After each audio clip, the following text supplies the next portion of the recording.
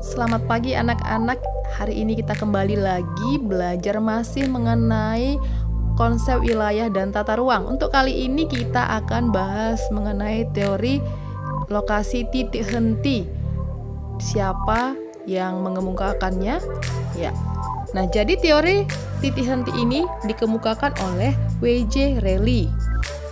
Teori ini digunakan untuk menentukan lokasi suatu unit usaha ekonomi seperti pasar, SPBU, pusat belanja, sarana kesehatan seperti rumah sakit dan klinik, sarana pendidikan seperti sekolah, kampus, dan pusat pendidikan dan latihan. Jadi dengan adanya teori ini, maka dapat digunakan untuk memperkirakan penempatan lokasi yang saya sebutkan tadi. Nah, sehingga mudah dijangkau oleh penduduk. Tapi syarat penggunaan teori ini dalam menentukan titik henti adalah yang pertama, kondisi ekonomi penduduk hampir atau relatif sama. Kedua, topografi wilayah yang landai dan datar. Yang ketiga, daya beli masyarakatnya sama.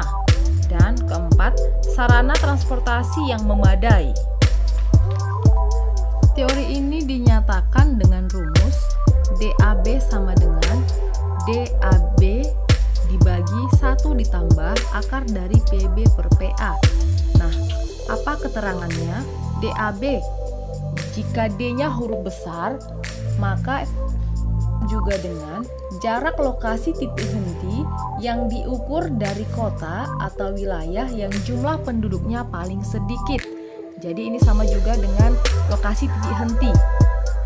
Lalu yang kedua, DAB, D kecil, itu menyatakan jarak antara kota A dengan kota B. Satu itu nilainya konstanta, sudah ketetapan.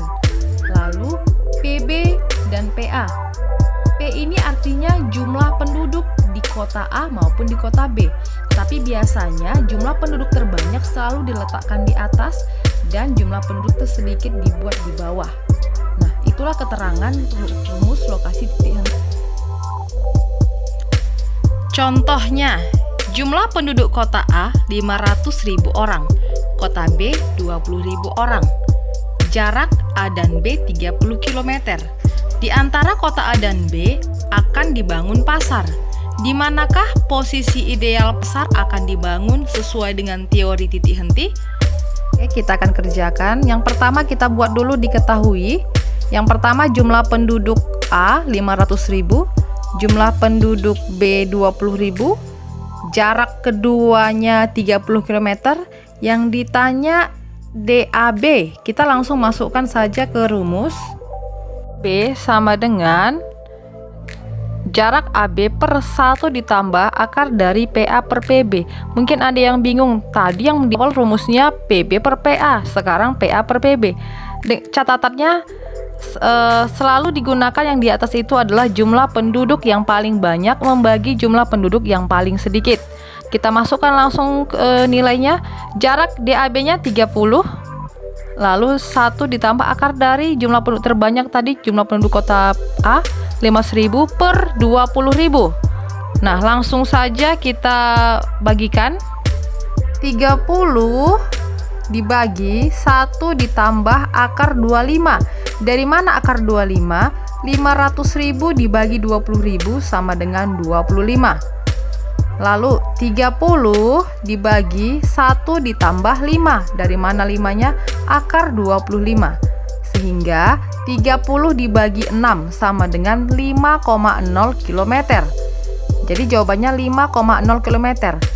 Dibangun dari mana? Dari jumlah penduduk paling kecil. Jumlah penduduk paling kecil adalah PB. Maka dibangun dari 5,0 km dari kota B.